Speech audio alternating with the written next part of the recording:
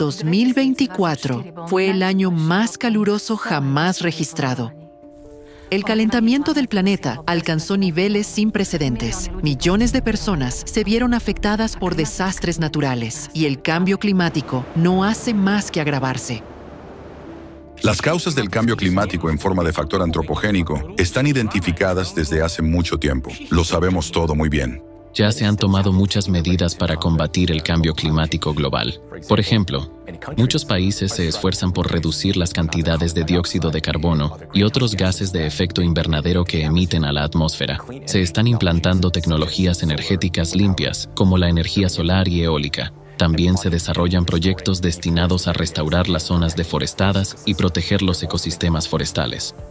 Desde 1992, hemos avanzado mucho en los acuerdos internacionales para reducir las emisiones de gases de efecto invernadero a la atmósfera, pero los cataclismos siguen creciendo demasiado rápido. Alguien podría decir que los esfuerzos realizados no son suficientes. La lucha contra el cambio climático dura ya más de 30 años. Pero, ¿y si hay algo que no hemos tenido en cuenta?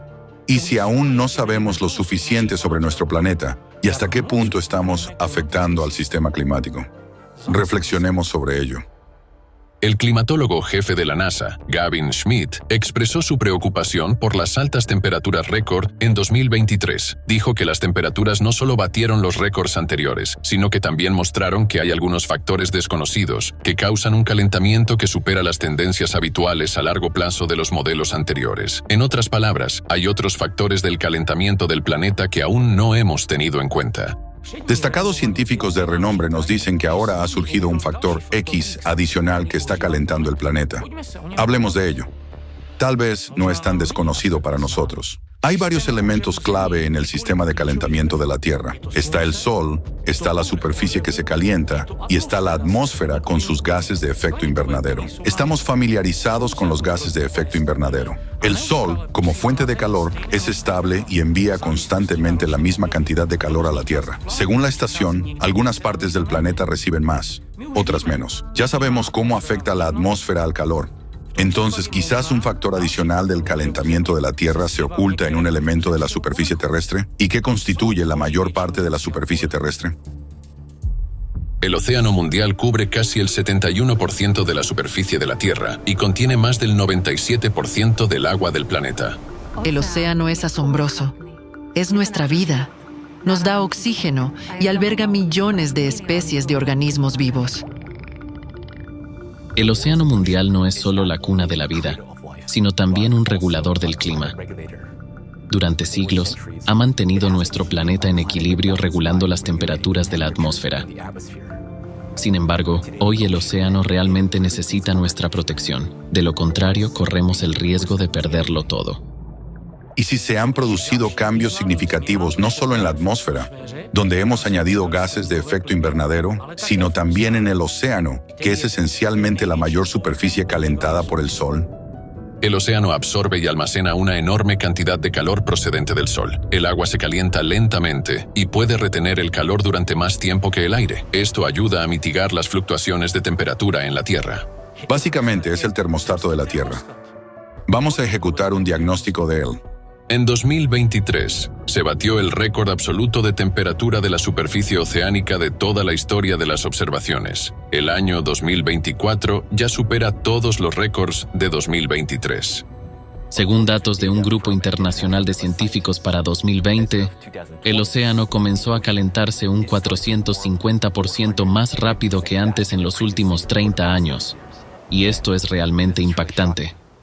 Los científicos han calculado que para impactar el océano a un ritmo tan alarmante, se necesitaría la misma cantidad de energía que se libera cuando se detonan 7 bombas atómicas, como las lanzadas sobre Hiroshima, cada segundo durante todo un año. ¿Se imaginan tal cantidad de energía? Y eso plantea una pregunta. ¿De dónde viene toda esta energía? Los científicos han conseguido medir el calentamiento de la superficie de la Tierra, y este calentamiento se tiene en cuenta en los modelos climáticos que conocemos. Sin embargo, la superficie del océano solo representa una décima parte del 1% del volumen total de agua de los océanos del mundo. ¿Podría ser que el factor X que calienta la Tierra esté oculto en el 99,9% restante del océano? En ese caso, tenemos dos opciones. La primera opción, supongamos que más calor empezó a fluir hacia el océano desde algún lugar. Por ahora no plantearemos la cuestión de dónde procede. La segunda opción, algo ha cambiado las propiedades del océano y este ha empezado a acumular calor más que antes, lo que significa que ha dejado de liberarlo. Por decirlo en sentido figurado, antes el océano era como un vaso de agua hirviendo. Emitía calor a la atmósfera. Pero, ¿y si ahora el océano no se comporta como un vaso de agua hirviendo, sino más bien como un termo con sopa que no emite calor con la misma disposición que antes? Piénsenlo. Hemos añadido algo al agua del océano que la ha convertido en sopa. El océano mundial nunca había estado tan contaminado. Hasta 30 millones de toneladas de petróleo llegan a los océanos cada año debido a la producción y el transporte de petróleo, los accidentes de petroleros y las escorrentías fluviales e industriales. La contaminación de los océanos del mundo con petróleo y derivados es solo la mitad del problema. Una amenaza aún mayor proviene de lo que hemos aprendido a fabricar a partir del petróleo. Estamos hablando de esos mismos plásticos. En la actualidad, la superficie total de islas de plástico de basura solo en la superficie del océano es casi del tamaño de Estados Unidos y Australia juntos. Déjenme repetirlo. La superficie de Estados Unidos y Australia juntos. Así de contaminados están los océanos. Los investigadores estiman que actualmente hay entre 75 y 199 millones de toneladas de residuos plásticos en los océanos y que 15 millones de toneladas de plásticos llegan al medio marino cada año. Esto es comparable a 6.700 piscinas olímpicas llenas de plásticos que entran en el océano cada año. ¿Saben lo que le ocurre realmente al plástico cuando acaba en el océano? Bajo la influencia de la luz solar, el agua salada, las olas y el viento, los residuos plásticos de gran tamaño se descomponen en partículas más pequeñas. El plástico puede descomponerse en partículas de unos pocos milímetros de tamaño, y en ese punto lo llamamos microplástico. Estas partículas son visibles a simple vista. Pero sigamos exponiendo el plástico a la descomposición. ¿Qué ocurre a continuación? Cuando las partículas de plástico tienen un tamaño inferior a un micrómetro, se convierten en nanoplásticos. Estas partículas solo pueden verse al microscopio. La clave aquí es que el plástico nunca se descompone del todo. No sufre una degradación biológica como la materia orgánica. ¿Lo ven? Nunca se descompondrá por sí mismo. Jamás. Los nanoplásticos representan la etapa final de la destrucción de los residuos plásticos en el océano. Estas diminutas partículas conservan la estructura polimérica del plástico original, pero debido a su pequeño tamaño tienen nuevas propiedades. Por ejemplo, penetran fácilmente en los tejidos de los organismos vivos, pueden superar las barreras biológicas, entrar fácilmente en las cadenas alimentarias de los ecosistemas marinos y acumularse en los tejidos de los organismos vivos.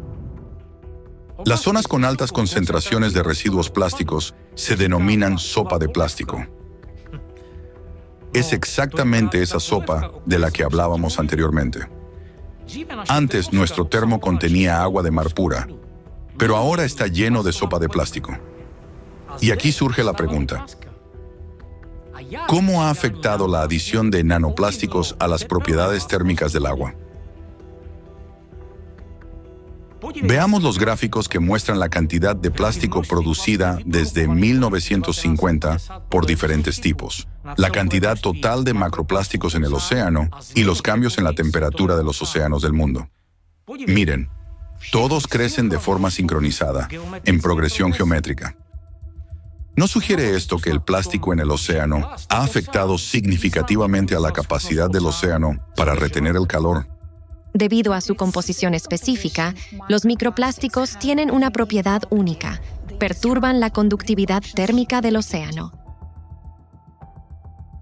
Así que la causa de la alteración de la función del océano es el factor antropogénico, y más concretamente es el plástico que hemos creado y que ahora está por todas partes en el océano. Y en lugar de eliminar el calor, el océano se ha convertido en una manta gruesa para nuestro planeta, y el planeta es exactamente lo que necesita ser enfriado. Así pues, aunque la forma en que los nanoplásticos pueden afectar a la conductividad térmica del agua de los océanos sigue siendo un tema de investigación científica activa, existen varias hipótesis basadas en lo que sabemos actualmente. En primer lugar, las partículas nanoplásticas pueden alterar las estructuras de enlace alrededor de las moléculas de agua. Esto, a su vez, puede afectar a la conductividad térmica del agua a nivel microscópico. Y en segundo lugar, las nanopartículas pueden formar una fina película sobre la superficie del agua, lo que puede afectar al intercambio entre el océano y la atmósfera. Por último, los nanoplásticos pueden interactuar con otras partículas en el agua, formando agregados y potencialmente afectar a la transferencia de calor dentro del medio acuático. Así pues, estos nanoplásticos afectan sin duda a la conductividad térmica del océano, y nosotros, como humanidad, aún no nos hemos dado cuenta de lo profundo que puede ser ese impacto. Y toda esta contaminación por petróleo, microplásticos y otros productos químicos provoca aún más la acidificación del agua de los océanos. ¿Saben? La acidificación del océano no es solo un problema, también es la razón por la que los microplásticos se degradan en nanoplásticos mucho más rápido. Y eso solo empeora la acumulación de calor en el océano. Además, el uso de hidrocarburos, como el metano y el petróleo, para quemar combustibles y producir plástico, ha degradado gravemente la situación medioambiental de nuestro planeta. Los gases de efecto invernadero calientan la atmósfera, y esta en consecuencia calienta la superficie del océano. Esto conduce a la acumulación de un exceso de calor tanto en la atmósfera como en el océano, y como consecuencia, aumenta la evaporación y la humedad en la atmósfera. Así que nos encontramos en un círculo vicioso. El empeoramiento del estado de los océanos impacta en la atmósfera y viceversa, mientras que los desastres climáticos siguen intensificándose. Así que debemos hacer algo al respecto. Al responder a la pregunta, ¿qué es lo que está calentando el océano? Solo hemos considerado una opción: cambios en las propiedades del propio océano. Nos queda una opción más. ¿Y si empezara a entrar más calor en el océano desde otro lugar? El calor procedente del Sol no ha aumentado, y ya hemos tenido en cuenta en nuestros modelos el calor procedente del calentamiento antropogénico de la atmósfera. Pero, ¿es capaz el nanoplástico de aumentar el calentamiento de los océanos a un ritmo igual al de la energía generada por 7 bombas atómicas, como las lanzadas sobre Hiroshima, explotando cada segundo durante un año? No utilizamos tanta energía para producir todo ese plástico. Así que, ¿cómo podría ser la única causa del calentamiento? Yo desde luego no lo creo. Después de todo, cuando añades fideos a la sopa, esta no se calienta por sí sola. Veamos nuestro termo con sopa desde una perspectiva completamente distinta. ¿Y si no es solo un termo, sino una olla que está puesta sobre una estufa caliente? Un equipo de investigadores estadounidenses ha descubierto que las profundidades oceánicas se han calentado 15 veces más rápido en los últimos 60 años que en los 10.000 años anteriores. Además, el ritmo de calentamiento de los océanos se acelera cada año. Aumentar la temperatura a tales profundidades, donde la luz solar no penetra, requiere una inmensa cantidad de energía. Uno de los factores adicionales que contribuyen al calentamiento de la atmósfera y en consecuencia de los océanos del mundo es la liberación de metano. En los fondos marinos de los mares septentrionales se encuentran grandes reservas de metano en forma de hidratos de gas, clatratos. Al exponerse al calor geotérmico, esas estructuras comienzan a fundirse, liberando metano en su forma gaseosa. Estas emisiones de metano se producen periódicamente y se denominan penachos de metano o megallamaradas. Esto es especialmente peligroso, ya que el metano tiene un efecto invernadero 25 veces mayor que el del dióxido de carbono. Una tonelada de metano provoca el mismo efecto de calentamiento que 25 toneladas de dióxido de carbono. En abril de 2014, los satélites de la NOAA detectaron un estallido anormal de metano en la atmósfera sobre la región ártica. Según datos geológicos, las zonas con concentraciones elevadas de metano coinciden con las líneas de fallas del Ártico Medio. Los terremotos observados a lo largo de estas fallas indican el movimiento del magma y la liberación del flujo de calor. Las emisiones de metano son como burbujas de gas en el fondo de una olla de sopa. Suben porque el fondo de la olla se calienta desde abajo. Pero ¿qué ocurre con el agua del fondo de la olla? Si el calentamiento procede de abajo, el agua del fondo también debería calentarse, ¿no? Eso es exactamente lo que ocurre. Y ya hay bastantes estudios que lo indican. Dos zonas profundas de la cuenca argentina, a profundidades superiores a los 4.500 metros, muestran tendencias significativas de calentamiento de 0,02 grados Celsius por década durante el periodo de 2009 a 2019. Este cambio de temperatura requiere una inmensa cantidad de energía para calentar un volumen tan grande de agua fría en el fondo del océano. Los científicos observan un extraño calentamiento de las aguas profundas del mar de Weddell frente a las costas de la Antártida Occidental. Mientras que los 700 metros superiores de agua apenas se están calentando, las temperaturas aumentan constantemente en las capas más profundas. Hay varias explicaciones para esta anomalía, pero ninguna de las causas se ha establecido aún al 100%. Miren, nuestra olla de sopa se está calentando en toda su altura, incluido el fondo. La sopa de plástico está distribuida de forma desigual por toda la columna de agua, pero no aporta calor adicional por sí misma. Entonces, ¿cómo llegó el calor adicional al fondo? Es una pregunta interesante, ¿verdad? Ahora mismo, se supone que el calor de las profundidades oceánicas es insignificante, tan pequeño que puede ignorarse. Pero, ¿y si nos equivocamos?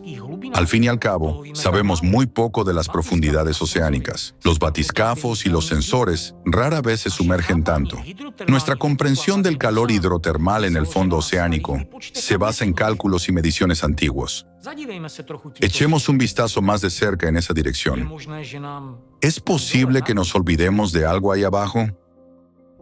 Nunca antes se había encomendado a la ciencia la tarea de vigilar las temperaturas del fondo oceánico. Los sistemas de vigilancia oceánica, como Argo, utilizan 3.500 boyas, pero eso es insuficiente para proporcionar una imagen completa, ya que solo descienden hasta la mitad de la profundidad del océano y recogen datos de tan solo el 0,03% de la superficie oceánica.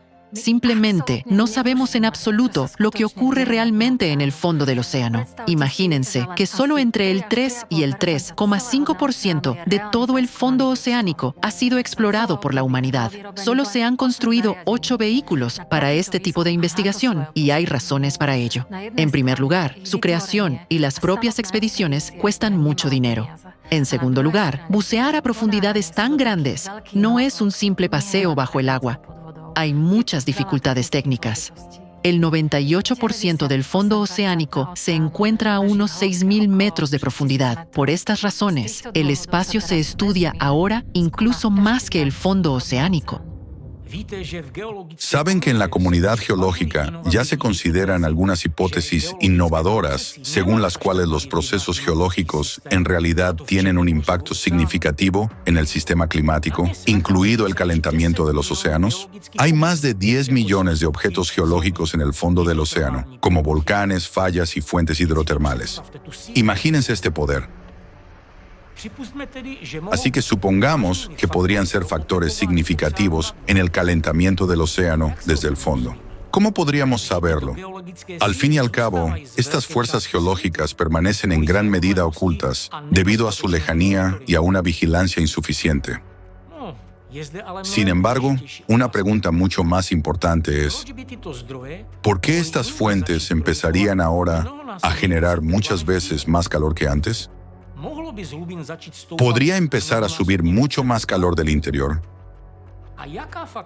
¿Y qué hechos podrían apuntar a ello?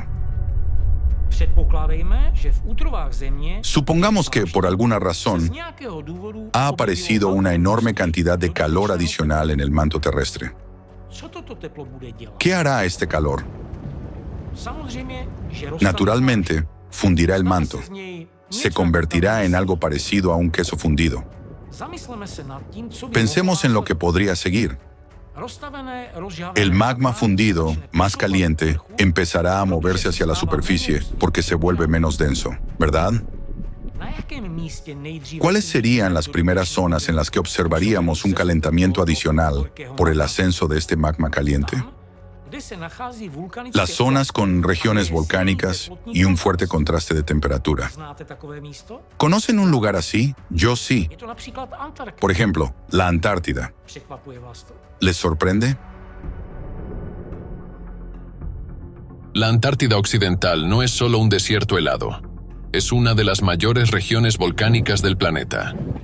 Bajo su capa de hielo se esconden más de 140 volcanes, lo que hace de esta región un lugar único y misterioso. Recientes estudios aeromagnéticos realizados por científicos de Alemania y el British Antarctic Survey han elaborado un mapa del flujo de calor geotérmico en esta región.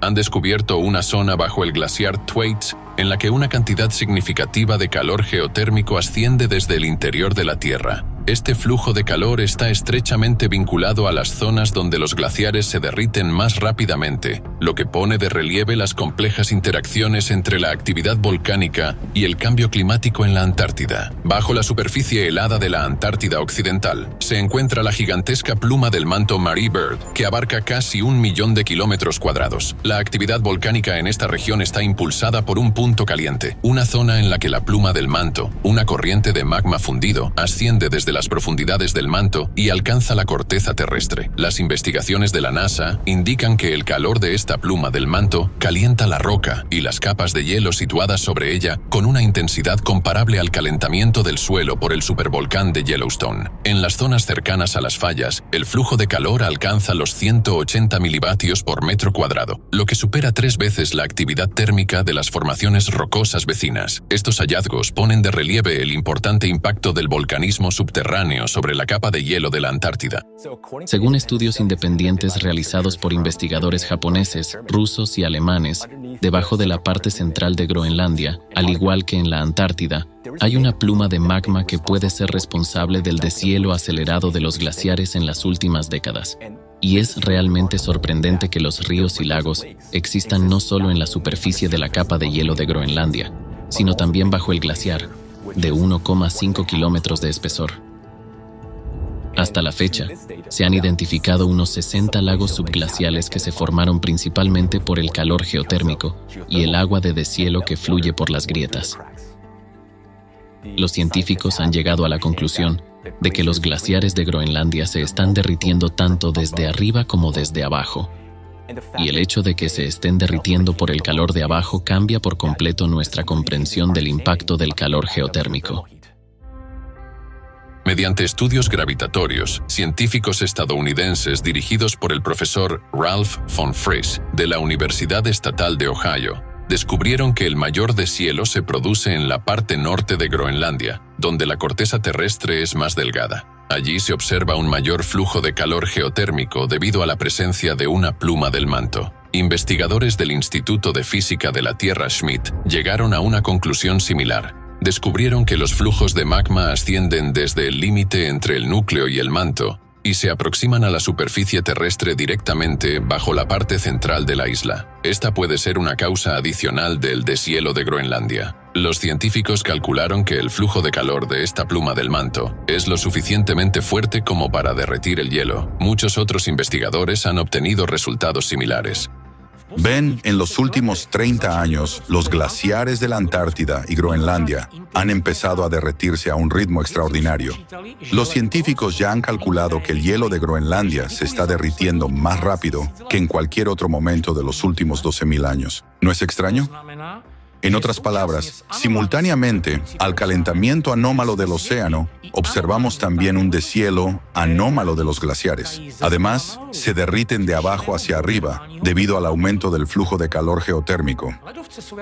Los glaciares son como helados colocados sobre una estufa, y ahora esa estufa se está calentando. Ahora piensen en esto.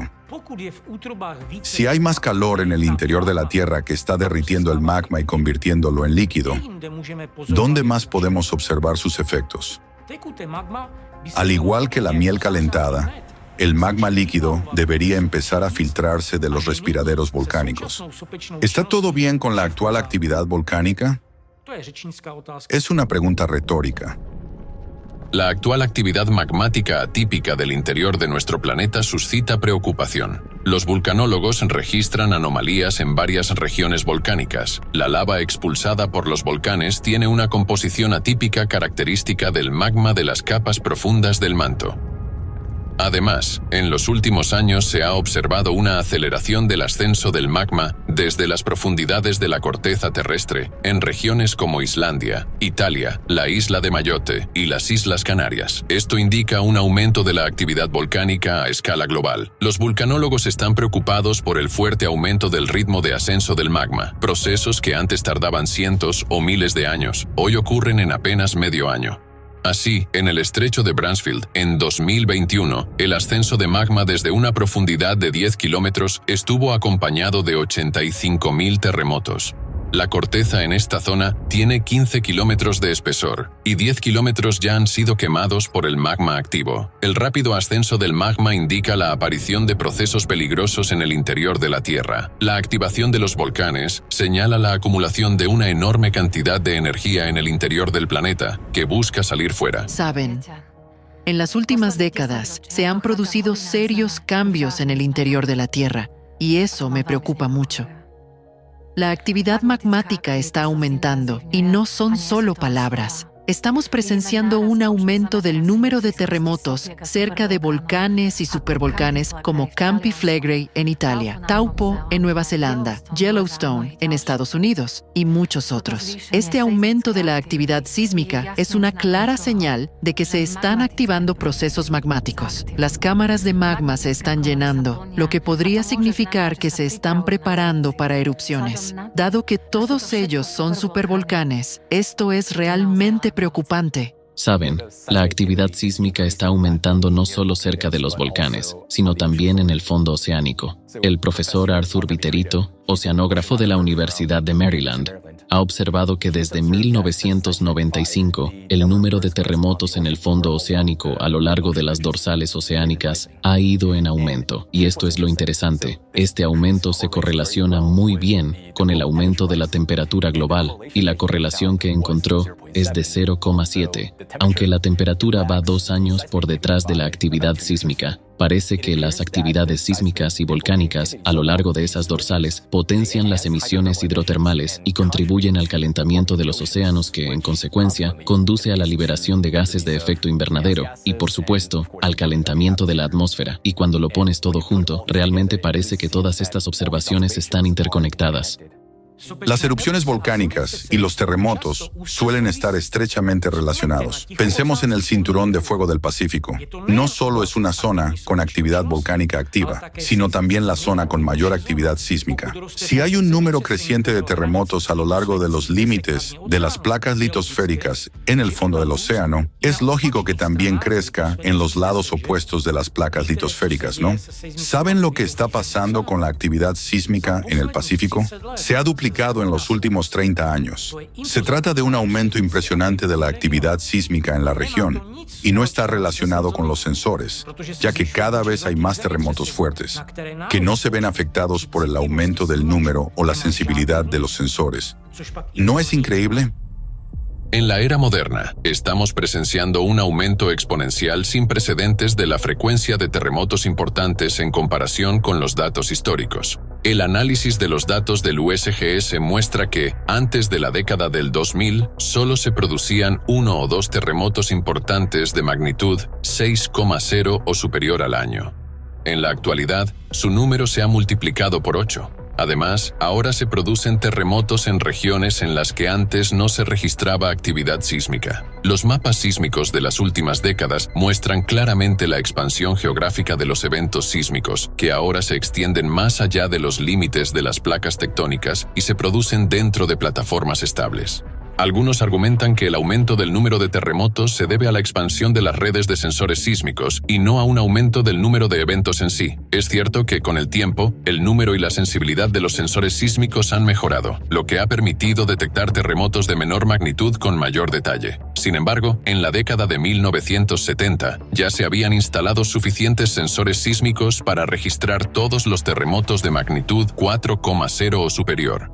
Por lo tanto, el aumento observado de los terremotos desde 1995 no se debe a los avances tecnológicos, sino que refleja cambios reales. En los últimos 25 años, la actividad sísmica ha aumentado considerablemente y sigue aumentando. El aumento del número de terremotos de magnitud igual o superior a 5,0 también se ve confirmado por los datos del Centro Internacional de Sismología. Así que vemos un conjunto de factores que indican que algo está ocurriendo en el interior del planeta. Algo alarmante, que ahora hemos correlacionado con un aumento del calor en el interior. La corteza terrestre reacciona a este aumento de calor de diferentes maneras. Al parecer se calienta más de lo habitual, los volcanes arrojan lava atípica de composición líquida y profunda, el número y la fuerza de los terremotos aumentan. En pocas palabras, la corteza terrestre se está resquebrajando bajo la presión del interior, probablemente a causa del magma fundido. ¿Podemos saber qué está ocurriendo ahora en el manto? ¿Si se están produciendo cambios? Resulta que sí. Y los terremotos de foco profundo nos están ayudando en ello. Los terremotos de foco profundo son fenómenos sísmicos únicos que se producen a profundidades superiores a 300 kilómetros y que a veces alcanzan hasta 750 kilómetros bajo la superficie de la Tierra. Estos fenómenos se producen bajo presiones y temperaturas extremas, cuando, según las previsiones, se espera que el material del manto se deforme plásticamente en lugar de ser quebradizo, lo que hace que su ocurrencia sea desconcertante. Sin embargo, se registran con regularidad y siguen siendo objeto de una activa investigación científica. Desde 1995, la frecuencia de los terremotos de foco profundo ha aumentado bruscamente, coincidiendo con otras anomalías geodinámicas. El aumento de la frecuencia de este tipo de terremotos en las últimas décadas se asocia a una mayor actividad magmática en las profundidades del interior de la Tierra. Existe la hipótesis de que los terremotos de foco profundo representan potentes explosiones subterráneas comparables a la detonación de muchas bombas atómicas en el manto terrestre. Este crecimiento exponencial en número y fuerza de tales terremotos indica una intensa actividad magmática en el planeta y también suscita preocupación, ya que tales terremotos podrían servir como desencadenantes de otros más destructivos en la superficie. Esto es ciertamente impactante, porque parece que de hecho hay una enorme cantidad de calor extra en el interior del planeta, que probablemente está fundiendo intensamente el manto. Y esto se refleja en un aumento del número de terremotos de foco profundo. Pero ¿de dónde procede este calor y en qué momento empezó a llegar? Es una buena pregunta, ¿no? Quizá tengamos que buscar la respuesta más profundamente. Después de todo, la parte más caliente de nuestro planeta es el núcleo interno de la Tierra. La ciencia ha llegado a comprender que la temperatura entre el núcleo interno de la Tierra y su núcleo externo líquido es aproximadamente la misma que la de la superficie del Sol. Estamos hablando de 6.000 grados Celsius. 6.000, ¿se lo imaginan? La misma temperatura que en el Sol, pero en el núcleo de nuestro planeta. ¿Cómo pudo el núcleo permanecer tan caliente durante 4.500 millones de años de su existencia? ¿Está todo bien en el núcleo del planeta? ¿Podemos estar seguros de que allí no han comenzado a producirse cambios dramáticos? Resulta que en 1995 empezaron a producirse allí algunos procesos bastante extraños que no pueden ignorarse. En 1995, laboratorios científicos de todo el mundo registraron por primera vez alarmantes anomalías planetarias. Uno de los cambios más notables fue la brusca aceleración de la deriva del polo magnético norte. Anteriormente, se movía a un ritmo de 10 kilómetros por año, pero desde 1995 su velocidad aumentó a 55 kilómetros por año. Además, cambió su dirección hacia Siberia, avanzando más de 1.000 kilómetros. Este brusco desplazamiento del polo magnético norte es un evento verdaderamente único que no se ha observado durante los últimos 10.000 años. ¿Se lo imaginan? Según la teoría actual, el campo magnético de la Tierra se genera por los flujos de hierro fundido que se mueven alrededor del núcleo sólido del planeta. En 2013, un grupo de científicos de la Universidad de Leeds hizo un descubrimiento significativo. Los cambios en el campo magnético de la Tierra están relacionados con la aceleración del flujo de hierro líquido en su núcleo externo. Al parecer, esta aceleración comenzó en 1995. Y los cambios en el campo magnético de la Tierra no son lo único que ocurrió en 1995. Ese año cambiaron muchos más parámetros geodinámicos. En 1995, también se produjo una alteración en la rotación de la Tierra. La dirección del eje de rotación del planeta cambió y su velocidad de rotación aumentó 17 veces. Los estudios científicos señalan octubre de 1995 como el punto de ruptura de la deriva polar. Al mismo tiempo, en 1995, se produjo un brusco aumento de la aceleración de rotación de la Tierra. Los datos del Observatorio de París muestran que, durante esos años, la duración de un día comenzó a acortarse en unos pocos milisegundos, lo que indica que la Tierra comenzó a girar más rápido de lo habitual. Así, en 1995, se produjeron a la vez 3 graves cambios en la geofísica de la Tierra. En primer lugar, la deriva del polo norte magnético se aceleró drásticamente. En segundo lugar, cambió la dirección del eje de rotación de la Tierra. Y por último, el planeta empezó a girar más deprisa. Todos estos procesos están directamente relacionados con el núcleo de la Tierra. El campo magnético se forma debido al geodinamo, y la velocidad de rotación del planeta y la dirección de su eje dependen del núcleo interno. Esto nos lleva a pensar que, desde 1995, han empezado a producirse serios cambios anómalos en el núcleo de la Tierra, que requieren enormes aportes de energía. El núcleo parece estar calentándose y esto está provocando su desequilibrio, mientras que este es el motor, el corazón de nuestro planeta. Además, el campo magnético de la Tierra se está debilitando. La anomalía magnética del Atlántico Sur está creciendo y allí el campo magnético ya está debilitado en un 30%. En los satélites, cuando sobrevuelan esta zona, incluso desconectan algunos equipos para evitar daños por radiación cósmica. Nuestro escudo magnético ya es como un colador. En los últimos años, hemos empezado a notar los efectos perturbadores del debilitamiento del campo magnético. Están apareciendo auroras rojas en lugares donde nunca antes habían aparecido. Esto ha sido especialmente activo en los últimos años, por lo que las tormentas magnéticas se están volviendo tan peligrosas y esto me causa una gran preocupación. Los cambios que comenzaron en 1995 no se detuvieron, siguieron aumentando.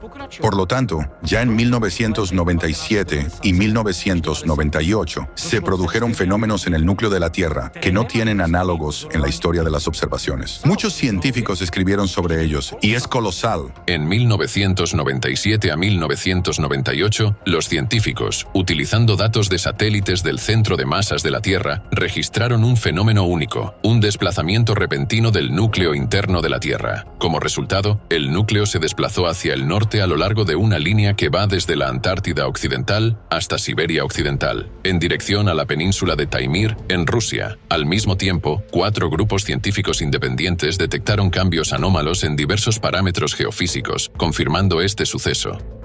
Según científicos como Yuri Barkin, doctor en ciencias físicas y matemáticas, Gennady Smolkov, doctor en ciencias técnicas, Mikhail Arushanov, doctor en ciencias geográficas, Viktor Kain, académico de la Academia de Ciencias de Rusia, y muchos otros, el desplazamiento del núcleo en 1998 provocó cambios en todas las capas de la Tierra. Este desplazamiento significativo del núcleo de la Tierra, cuyo tamaño es comparable al de la Luna, realmente plantea una pregunta. ¿De dónde provienen las fuerzas que pueden causar tales anomalías en la estructura interna de la Tierra? Parece que el núcleo está experimentando algún tipo de desequilibrio y se está calentando. Al mismo tiempo, observamos un aumento del flujo geotérmico, una intensificación de los procesos volcánicos y tectónicos, y estas auroras inusuales. Y lo que es más alarmante, estamos presenciando un tremendo calentamiento del océano, y debido a ello, estamos viendo un aumento de los desastres climáticos, inundaciones, huracanes. ¿No les parece extraño que todo esto esté ocurriendo al mismo tiempo? La cuestión de la fuente de esta energía colosal, millones de veces el potencial energético de la humanidad, que calienta el núcleo y el manto, sigue abierta. Tenemos algunas consideraciones al respecto en la dirección de la ciclicidad astronómica, pero no es el tema de nuestra conversación de hoy. Es importante darse cuenta de que el modelo presentado explica muchas anomalías planetarias que hemos observado en las últimas décadas, pero no debemos olvidarnos del factor antropogénico. Pensemos en la sopa de plástico que llena las cuencas oceánicas.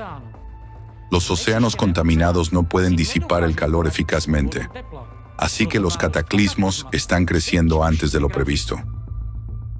Da miedo pensar cómo puede acabar esto. A lo largo de nuestra historia geológica, se han producido muchos eventos catastróficos que se caracterizan por cambios bruscos y extremos en las condiciones climáticas globales. Por ejemplo, inviernos volcánicos, como aquel que fue desencadenado por la erupción del volcán Toba hace 74.000 años. Y este acontecimiento redujo la población humana a menos de 10.000 personas. Del mismo modo, un debilitamiento repentino del campo magnético coincidió con la extinción de los neandertales, y esto ocurrió hace unos 36.000 años, y hace unos 12.000 años se produjeron eventos de calentamiento abrupto que contribuyeron a la extinción de los mamuts. Y ahora nosotros, como humanidad, ¿tendremos la sabiduría y el coraje para evitar ese destino y tomar medidas a tiempo?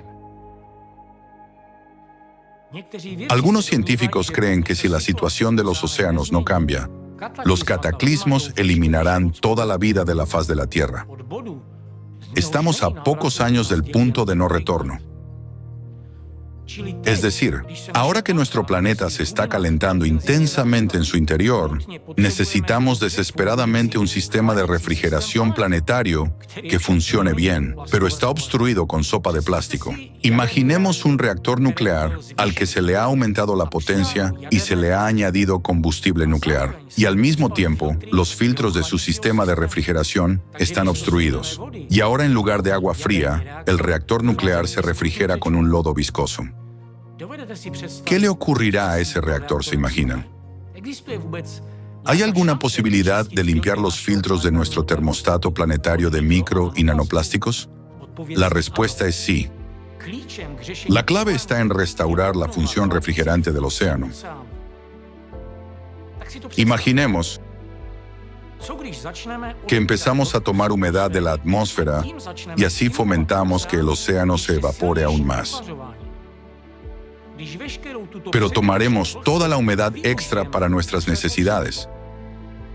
Entonces no provocará más inundaciones. Además, el proceso de evaporación del océano también liberará nanoplásticos, que podríamos reciclar. Esta tecnología es esencialmente como un purificador de aire a escala planetaria. Suena ambicioso, pero lo es. Esta tecnología son los generadores de agua atmosférica, es decir, generadores que extraen agua de la atmósfera. El principio de funcionamiento del dispositivo es el siguiente. Primero, se filtra el aire que entra en ella. El agua se condensa a partir de la humedad que hay en el aire. Así, lo único que extrae el dispositivo es una molécula de H2O, que es más pequeña que una partícula de microplástico. La filtración lo elimina todo. Y luego, cuando entra en el depósito, antes de que llegue al consumidor o a las personas que utilizan el agua, pasa por otra gran sección de filtración de carbono con plata añadida. Por lo que el proceso no solo impide el crecimiento de bacterias, sino que elimina cualquier otra cosa que haya en el agua. Es un proceso increíble. Los generadores atmosféricos filtran el agua y eliminan todas las impurezas. Si se utilizaran a gran escala, podrían actuar como una especie de filtro artificial en el ciclo del agua del planeta. Tras varios años de uso activo, el océano y la atmósfera se limpiarían considerablemente. El océano comenzaría a disipar el calor de vuelta a la atmósfera, desde donde escaparía al espacio. Esto ayudaría a mitigar las consecuencias destructivas de las catástrofes y a limpiar nuestro océano y nuestra atmósfera. Tendrá un cierto impacto medioambiental, un impacto positivo, porque cuando procesamos el aire atmosférico, también lo filtramos de los contaminantes, como el humo, los gases de escape, la arena y todo lo que vuela por el aire. Y eso es solo un ejemplo del impacto. Cuando se trata del contenido de agua en el aire ambiental o en la atmósfera, como he mencionado anteriormente, es absolutamente imposible alterar el equilibrio natural de la atmósfera, porque es demasiado grande y demasiado poderosa. Me gusta mucho esta tecnología. Es una solución ecológica a la escasez de agua potable. Puede utilizarse en casa, en grandes empresas, en la agricultura o en el campo. Se trata de una solución realmente innovadora para el acceso al agua potable, especialmente en regiones con falta de recursos. Se trata de una tecnología que permite crear agua en cualquier lugar, porque el principio mismo de esta tecnología es que la calefacción y refrigeración crean condensación. Así que, ya sea en el Valle de la Muerte, en Nevada, o en el desierto del Sahara, podemos generar agua allí. Es decir, podemos generar agua en cualquier parte del planeta. Deben de estar de acuerdo. Es una gran ventaja que utilizando un generador de agua atmosférica en cada hogar, nunca más necesitarán utilizar botellas de plástico. Por lo tanto, al utilizar el generador de agua atmosférica, resolveremos el problema del agua. Reduciremos la huella que deja la producción de plástico, disminuiremos la huella de carbono del transporte y ayudaremos al medio ambiente a volver a su ciclo natural. Además, cuando se produce una evaporación intensa, el océano se enfría, de forma similar a como la evaporación del sudor en nuestra piel enfría a una persona en verano. Así que, del mismo modo, si los generadores atmosféricos se utilizan a gran escala, en todo el mundo, entonces la atmósfera se volverá menos húmeda y más fría. En consecuencia, los huracanes y las tormentas se debilitarán, y las frecuencias de precipitaciones extremas que estamos viendo hoy en día también disminuirán. Eso podría salvar millones de vidas y evitar pérdidas multimillonarias. Esto es exactamente lo que necesitamos ahora. He diseñado y desarrollado la tecnología para colocar en cualquier lugar un generador de agua atmosférica que puede producir más de 100.000 litros al día. 200.000 litros al día. Ya no es difícil, solo hay que pensarlo bien. Incluso si cada uno de los 8.000 millones de habitantes extrae 100 litros de agua de la atmósfera, esa cantidad se repondría totalmente por evaporación. Esto es algo por lo que deberíamos esforzarnos. Al fin y al cabo, esta agua es limpia y está disponible en todas partes y para todo el mundo. Y creo que nuestro mundo ha despertado por fin a esa fuente alternativa. Se trata de una tecnología extraordinaria, pero tiene sus limitaciones, en concreto, el consumo de energía que conlleva. En la actualidad, los fabricantes intentan averiguar cómo hacer que sus sistemas sean más eficientes y rentables. Instalan paneles solares, lo que funciona para pequeños generadores, pero a escala industrial, especialmente en el contexto del cambio climático global, eso no siempre es eficaz y puede ser vulnerable. Necesitamos una fuente de energía potente, limpia y, lo que es más importante, barata. Para iniciar el proceso de limpieza de los océanos a nivel global, necesitamos obtener toda el agua solo de la atmósfera. Hoy en día, incluso los fabricantes de generadores de agua pueden pensar que tal tarea es demasiado ambiciosa. Pero una vez que dispongan de una fuente de energía alternativa, el uso de generadores atmosféricos en todo el mundo será cuestión de tiempo.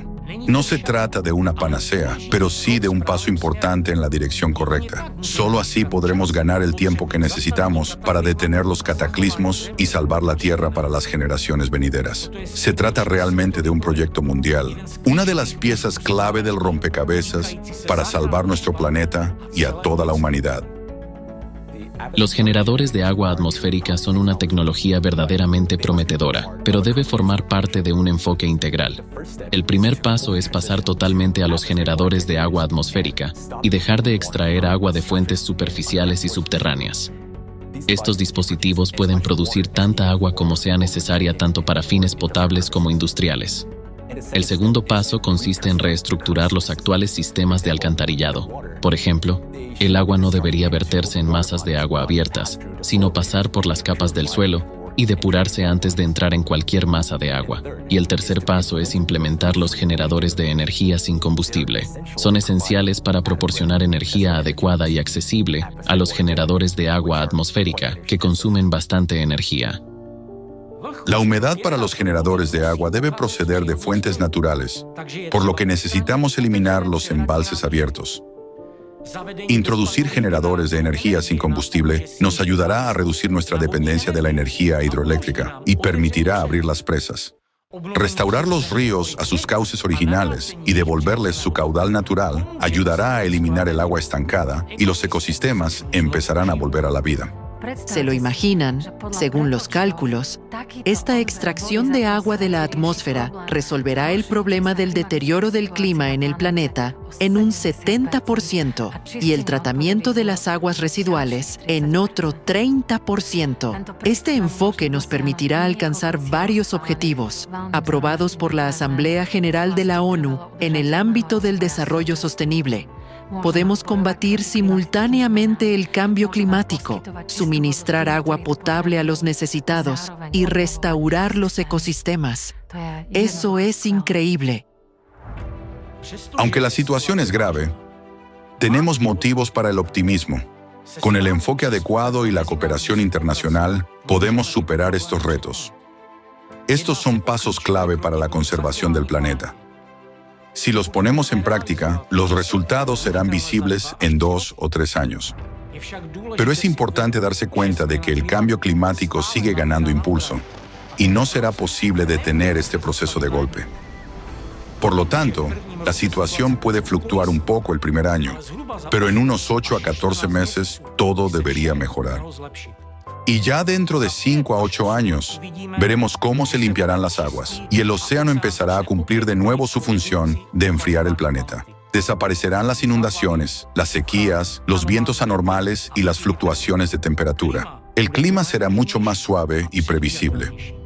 Como resultado, gracias a la introducción de generadores de agua atmosférica, ganaremos el tiempo que ahora es tan necesario para eliminar las causas del calentamiento del planeta. Los enfoques científicos y prácticos propuestos podrían servir de base para una nueva revolución tecnológica. Su objetivo es garantizar un abastecimiento sostenible de agua y un uso equilibrado de los recursos hídricos. Y lo que es más importante, estas medidas tienen el potencial de reducir el impacto negativo sobre el sistema climático del planeta. Tienen un potencial significativo para mejorar seriamente la situación del medio ambiente, haciendo que la Tierra sea más resistente a los desafíos climáticos. La cooperación internacional será esencial. Hay que unir los esfuerzos de los científicos, los políticos, las empresas y el público para solucionar este problema global.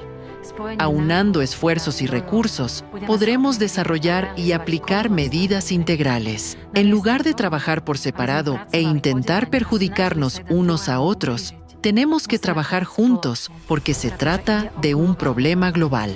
Uno de nuestros principales problemas hoy en día es que tendemos a actuar más por el beneficio que por el bien de la humanidad. Tenemos que hacer todo lo posible para cambiar este enfoque, por el bien de toda la humanidad. Si podemos establecer las condiciones para una colaboración científica abierta en todo el mundo, los científicos podrán basarse en los conocimientos y la comprensión actuales y mitigar el aumento de los desastres naturales. El futuro de nuestro planeta depende de las decisiones que tomemos hoy. Debemos actuar juntos para limpiar los océanos de micro y nanoplásticos y mitigar los efectos del cambio climático.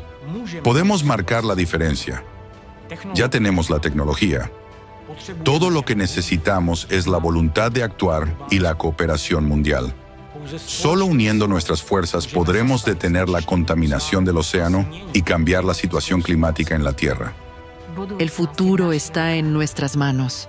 Protejamos juntos el océano y creemos un futuro sostenible para nuestros hijos.